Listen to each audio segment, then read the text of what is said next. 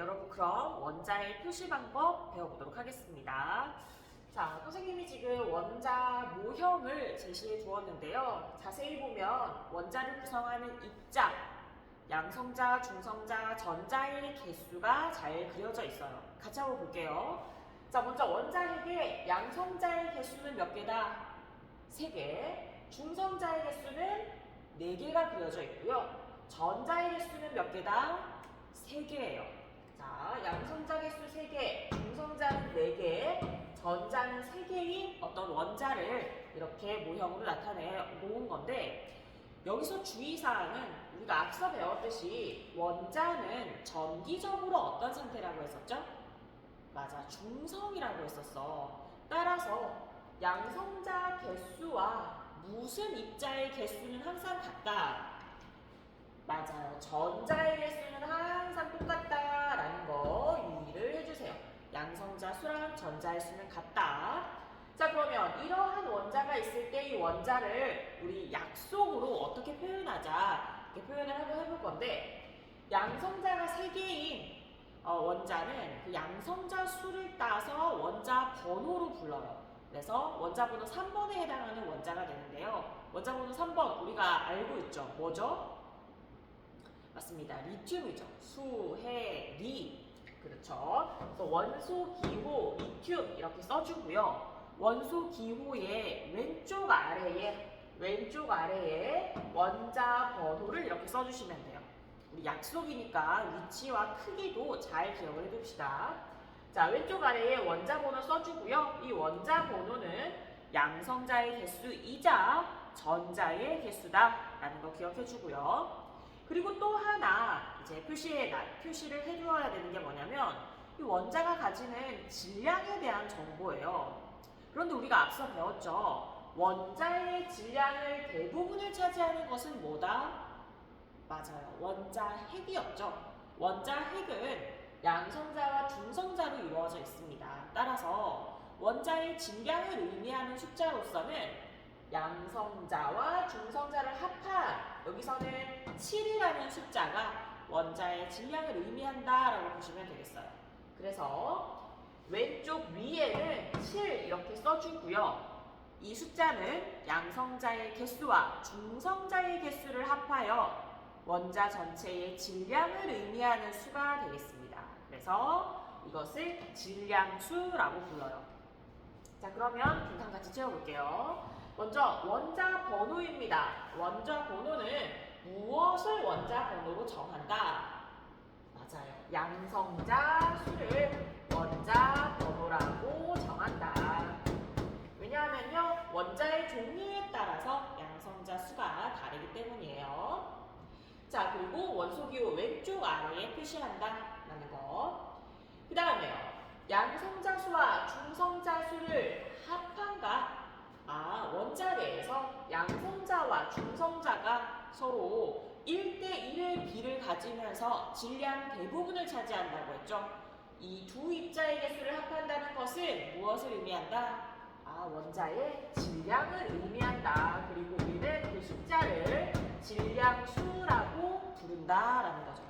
이것을 왼쪽 위에 표시한다라는 거 기억을 해주세요.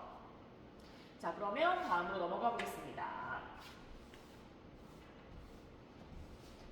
자, 이번에는 동위원소라는 것에 대해서 들어봤는지 모르겠는데, 동위원소에 대해서 배워볼 거예요.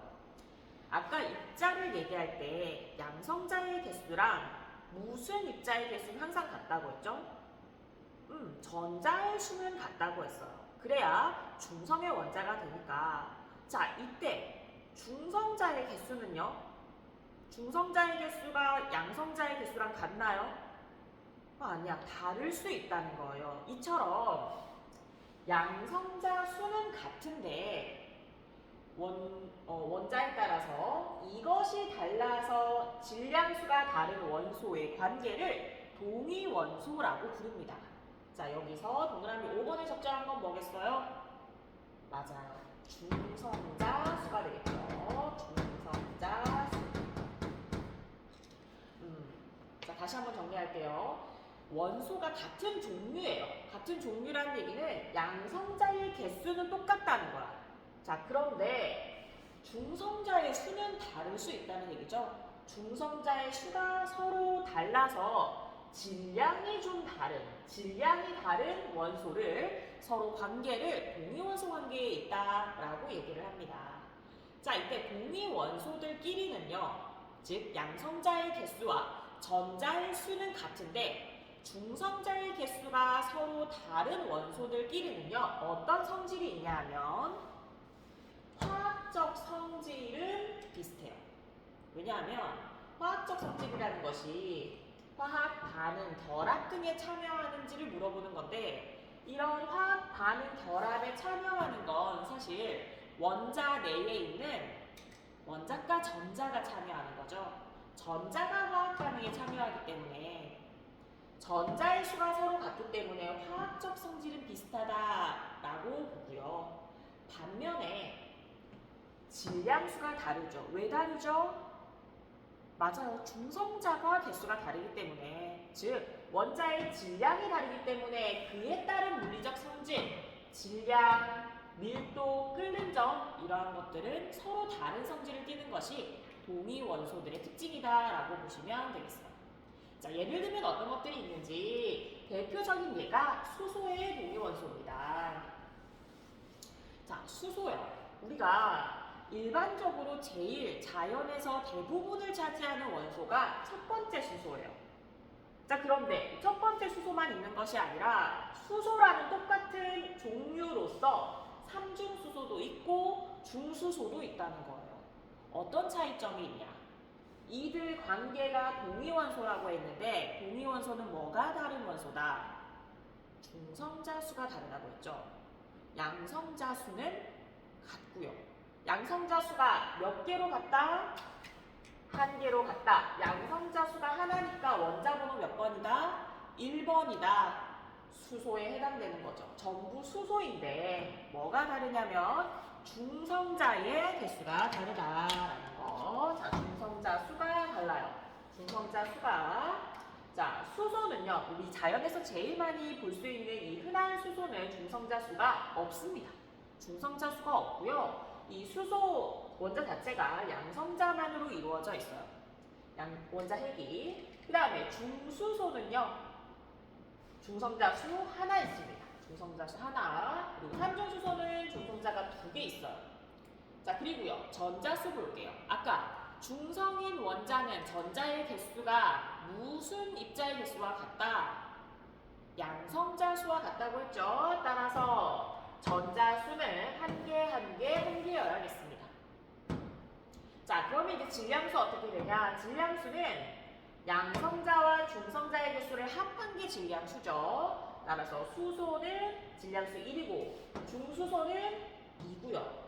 삼중수소는 3이다. 이렇게 보시면 되겠죠. 다시 화학적 성질은 어떻다고요? 이들 동위원소들이 화학적 성질은 비슷하다. 왜요? 화학 결합 등에 참여하는 전자의 수가 같기 때문에. 자, 그런데 물리적 성질은 서로 다르다. 왜요? 물리적 성질을 차지하는 질량이라는 것이 서로 다르기 때문에. 이렇게 보시면 되겠습니다. 자, 그럼 원자 모형으로 한 번 더 꼼꼼하게 보도록 할게요. 자, 기본적으로 수소는요, 양성자 하나에다가 중성자 없어요. 그리고 전자가 이렇게 하나가 있는 게 수소의 원자 모형이다 라고 나타냈다면, 중수소는요, 양성자 하나에 중성자 몇 개? 맞아요. 중성자가 하나 있습니다. 그리고 전자 몇 개? 전자 하나 있다. 이게 중수소라는 거죠. 자, 삼중수소는요, 양성자 몇 개? 하나에 중성자가 몇 개다? 2개요. 중성자가 이렇게 2개가 있는 거고요. 그리고 전자는 몇 개다? 전자 하나 이렇게 있는 게 삼중수소다 라고 보시면 되겠어요. 그래서 똑같이 수소 원자 번호 여기 1 쓸 수 있겠고요. 질량수는 1, 2, 3 이렇게 다른 게 동위원소다 라고 보시면 되겠습니다. 이 수소의 동위원소는 이렇게 3가지가 있는데 자연에서 제일 많은 것은 이 수소예요. 99.9%. 그리고 중수소는 0.01% 1% 굉장히 미미하고요. 삼중수소는 그보다 더 미미해서 인공적으로 잠깐 이제 만들어진 수소다라고 보시면 되겠습니다. 자, 그러면 다음으로 가서요. 이러한 수소가 동위 원소가 존재했던 것처럼 다른 원소들도 동위 원소를 가지고 있어요. 그러면 사실 동위 원소들 사이에 질량이 다르다는 건 우리가 앞에 1단원에서 배웠던 원자량이 다르다는 거죠. 원자량은 원자들의 상대적인 질량이었어요. 그렇기 때문에 어떤 특정 원소의 원자량을 말할 때는 우리는 평균 원자량을 씁니다. 자, 평균 원자량 볼게요. 자연계에서 존재하는 동위 원소가 있을 때 무엇을 고려하여 평균값으로 나타내는 원자량? 수소가 하나만 있는 것이 아니라 세 가지 수소가 있었어요. 그러면 각각의 원자량이 다르니까 우리는 평균을 쳐야 되는데 아까 선생님이 그냥 수소가 대부분을 차지한다고 했으니까 그 대부분을 차지하는 걸 반영해서 평균 원자량을 구하자는 거죠. 그래서 적절한 말은 존재 비율입니다.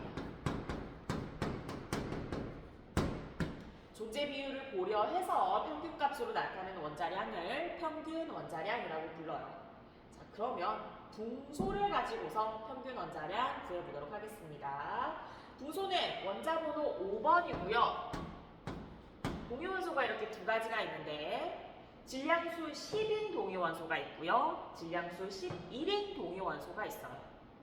그러면 중성자의 개수가 다르다고 했는데 10인 붕소는 중성자가 몇 개고 5개고 11인 붕소는 6개. 이 서로가 이제 동위원소라는 거죠.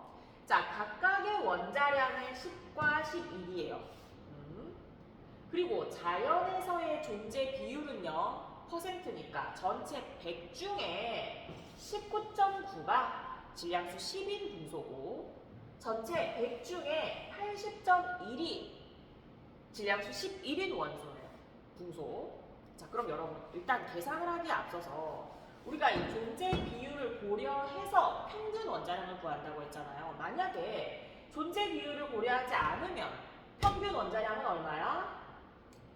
두 개 더해서 나누기 2만 해주면 되지. 두 가지 종류니까 그럼 10.5겠네. 자, 그런데 여러분 존재 비율을 고려해줘야 돼요. 둘 중에 뭐가 더 많아?